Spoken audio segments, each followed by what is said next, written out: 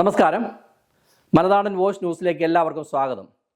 ഓസ്ട്രേലിയയിൽ ക്യൂൻസ്ലാൻഡിലെ വടക്കൻ ബ്രിസ്ബനിൽ വിശുദ്ധ അൽഫോൺസ ഇടവകയിൽ പരിശുദ്ധ ദേവമാതാവിൻ്റെയും ഇടവക മധ്യസ്ഥ വിശുദ്ധ അൽഫോൺസാമ്മയുടെയും വിശുദ്ധ മേരി മക്കളോപ്പിൻ്റെയും തിരുനാൾ ജൂലൈ 19 മുതൽ 28 വരെയുള്ള തീയതികളിൽ ഭക്തി പുരസ്കരം ആഘോഷിക്കപ്പെടുകയുണ്ടായി.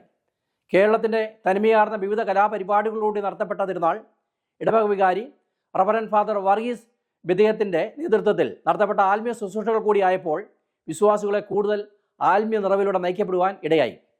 28-ാം തീയതി റവറൻ ഫാദർ അജിത് ചെറിയക്കരയുടെ പ്രധാന കാർമ്മികത്വത്തിൽ നടന്ന വിശുദ്ധ കുർബാനയും വചന സന്ദേശവും വിശ്വാസികൾക്ക് ഒരു പുതിയ അനുഭവമായിരുന്നു. തുടർന്നുണ്ടായിരുന്ന തിരുസ്വരൂപ പ്രദക്ഷിണം നൂറുകണക്കിന് വിശ്വാസികളുടെ സാന്നിധ്യത്തിൽ ഭക്തി പുരസ്കരം കേരളത്തിൻ്റെ തനതായ ചെണ്ടമേളം, സ്കോട്ടിഷ് ബാൻഡ് മേളം മുതലായവയോടുകൂടി നടത്തപ്പെടുകയുണ്ടായി.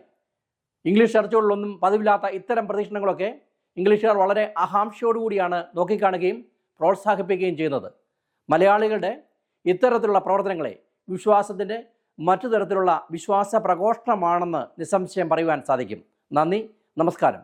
മലനാടൻ വോയ്സിന് വേണ്ടി ബേബിച്ചൻ ചിറക്കൽ. Thank you.